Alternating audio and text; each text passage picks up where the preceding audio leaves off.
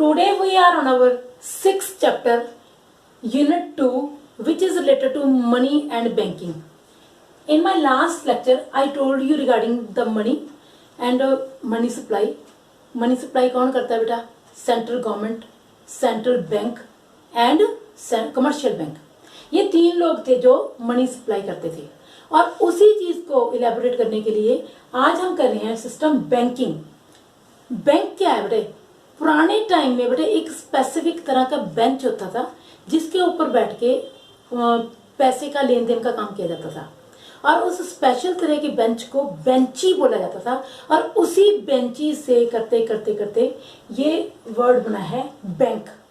Bank is that place या that institution where there we can we can deposit our surplus money, and when there is a requirement we can take loans from banks. Banks are of two types. One is central bank and other is commercial bank. Central bank, here is a topic related to central bank. Central bank हमारे India में 1935 में बना था. और central bank जो है is that monetary authority which controls the credit in the market, which is the monetary regulatory institution जो economy में किसी भी मनी से रिलेटेड जितने भी काम हैं उन कामों को रेगुलेट करने के लिए या मनी को कंट्रोल करने के लिए पॉलिसीज बनानी है, उन पॉलिसीज को आगे फॉर्मुलेट करना है, कमर्शियल बैंक्स को समझाना है. Because central bank is apex institution and whereas commercial banks are under central banks, those who do the work according to the instructions passed by central bank.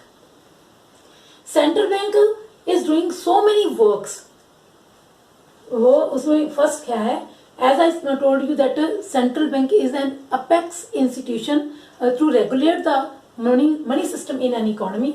अगर economy में बड़े inflation है, deflation है, at that time how to control these problems, how to control the situations, this is made by central bank. और इसमें monetary authorities जो governor जो हैं वो इसको कंट्रोल करने के लिए अपनी नई नई पॉलिसीज तैयार करते हैं. The functions of central bank, very first function is bank of issuing notes. As I told you that central bank is the apex bank which creates money in the market, which controls the money in the market. क्योंकि नए note issue करने हैं whenever there is the problem in the economy, whenever there are the crisis time in an economy, at that time central bank will issue the notes as per according the order of IMF. IMF is the International Monetary Fund, which is the monetary regulatory institution at the world level. जो हम उसके under हम central bank जो है वो काम करता है.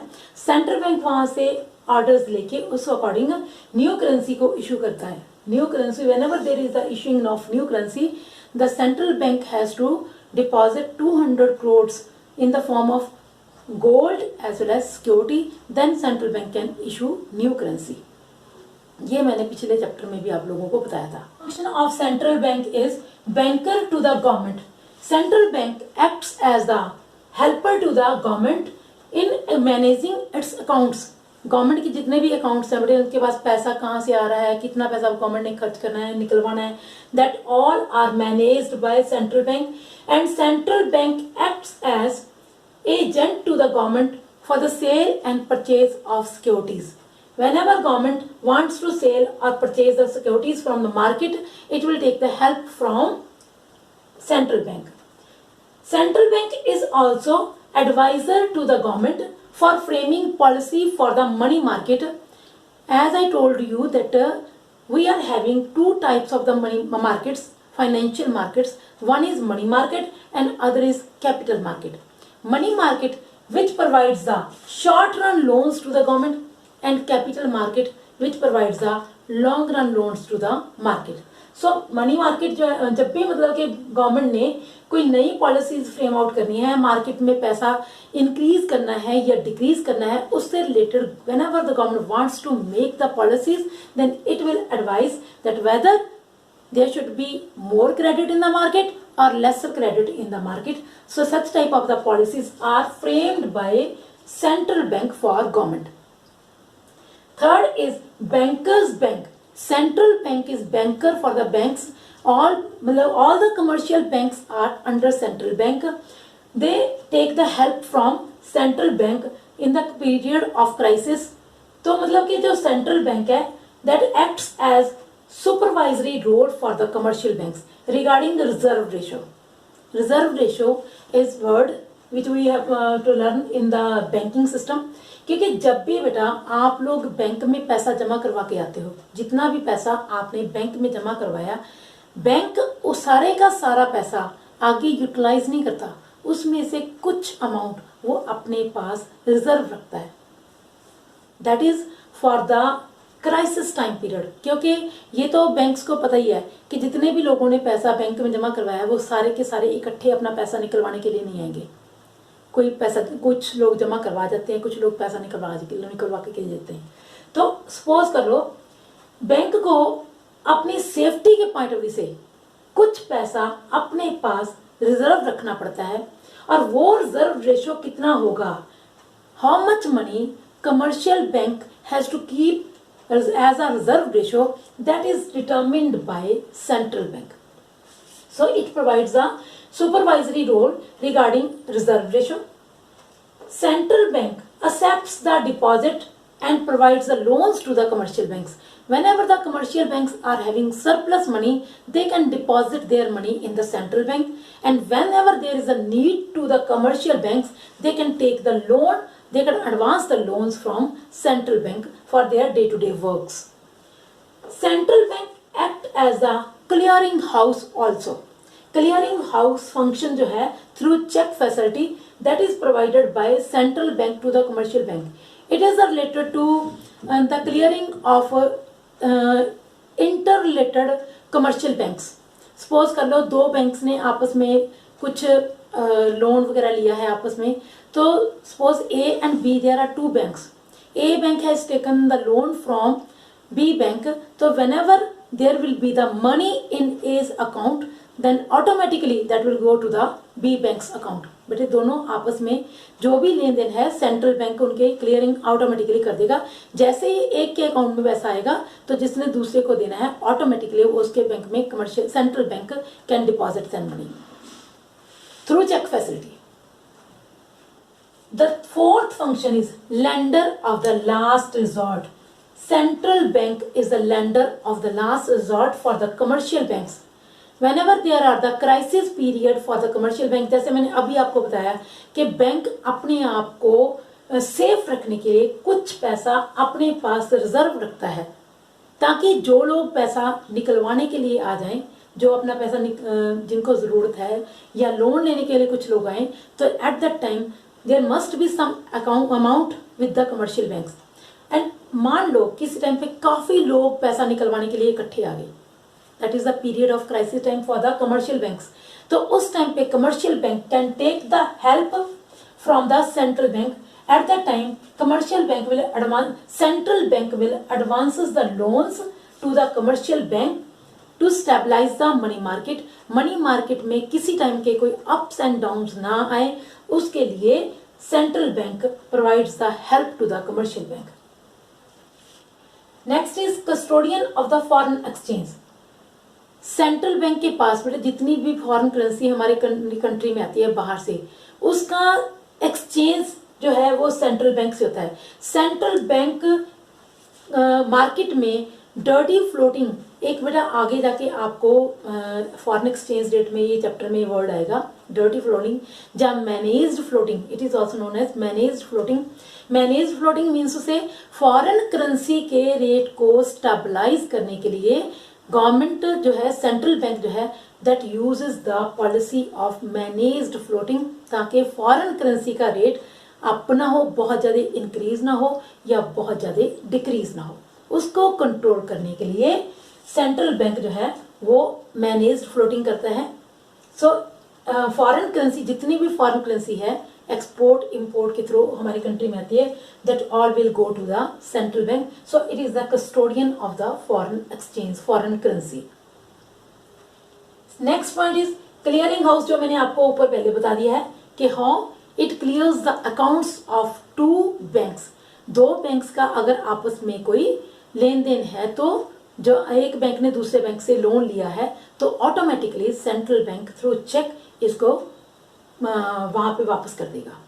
जो कमर्शियल बैंक्स हैं उनको किसी किस्म की कोई टेंशन नहीं है कि उन्होंने लोन वापस करना है, सेंट्रल बैंक ऑटोमेटिकली इस चीज को क्लियर कर देगा। 7th पॉइंट जो है, वैसे तो बेटा आपको 6 मार्क्स का ही क्वेश्चन आएगा, सो अगर आप चाहो तो क्लियरिंग हाउस फंक्शन को हमारे जो 3rd पॉइंट है बैंकर्स बैंक, उसी में ही आप लोग क्लियर कर सकते हो, एक्स्ट्रा पॉइंट बनाने की जरूरत नहीं है।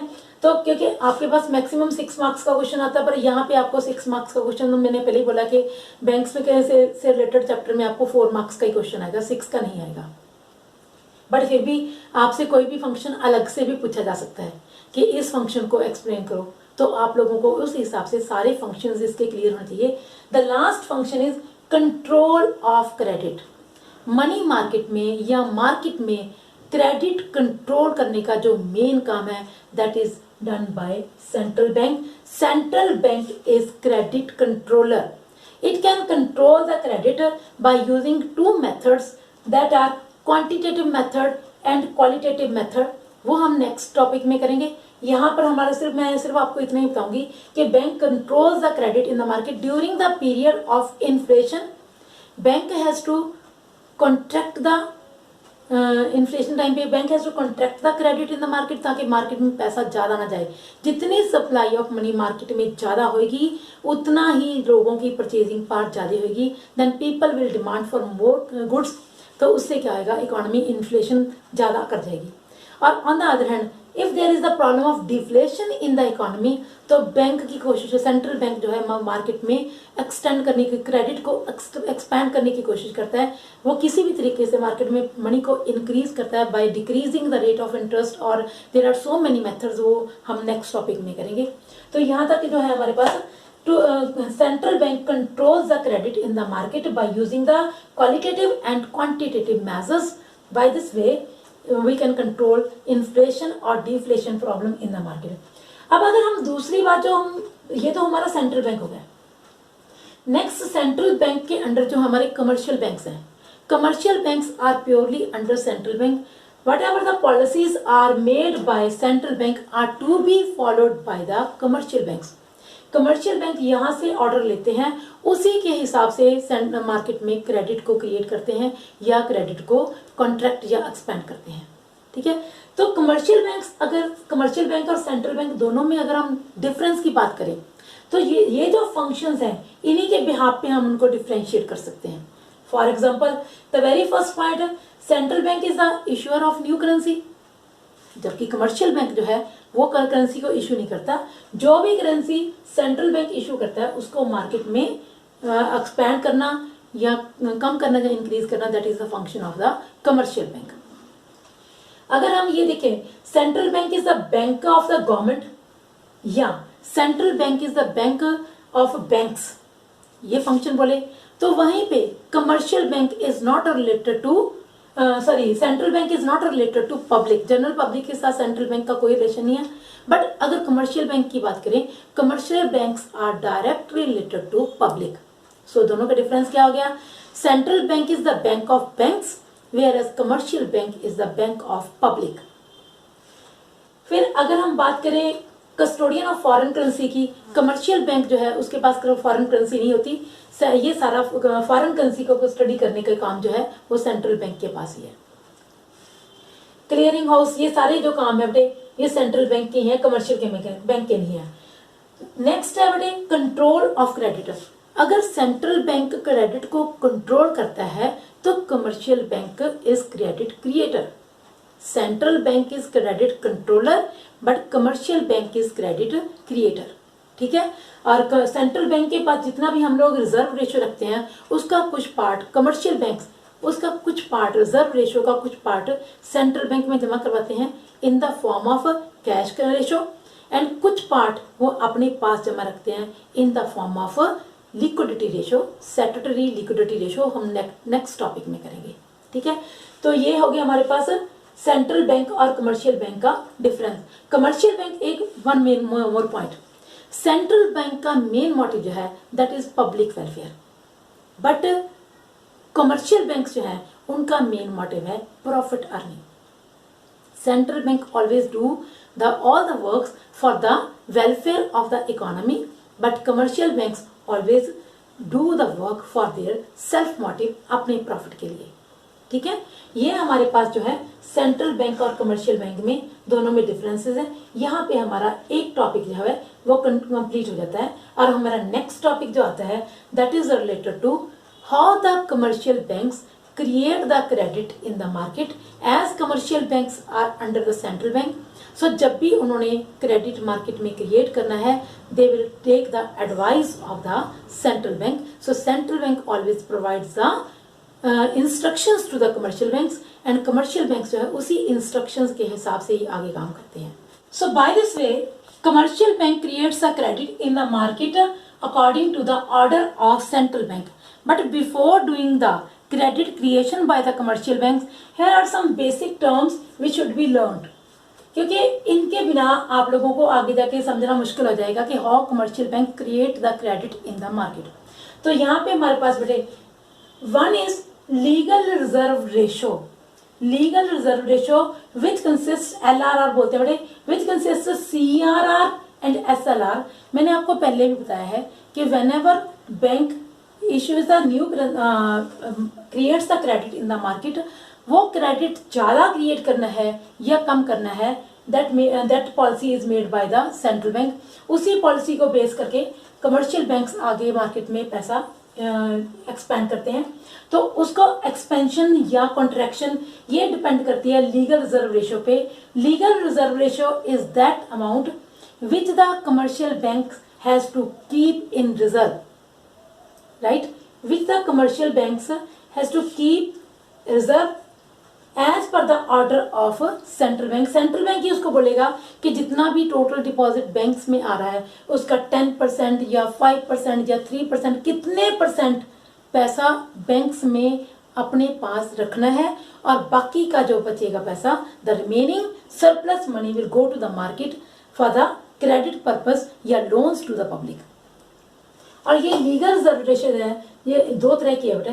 One is CRR cash reserve ratio which is kept in the form of cash. Commercial bank will collect this money या will keep this money in reserve as per the order of central bank. but इसको reserve रखने के बाद central bank में ही deposit करवाना होता है. Cash reserve ratio is that amount of the reserve ratio which is collected by commercial bank but kept in central bank in the form of cash. ठीक है जी, कैश की फॉर्म में collect करके इसे सेंट्रल बैंक में रखा जाता है. Whereas if we are talking about the statutory liquidity ratio SLR, that is in the liquid form, not in the form of cash, maybe in the form of cash also, but basically it is in the form of liquid. Liquid means से securities होगी, bonds हो गए या gold हो गया, उसकी form में reserve रखा जाता है.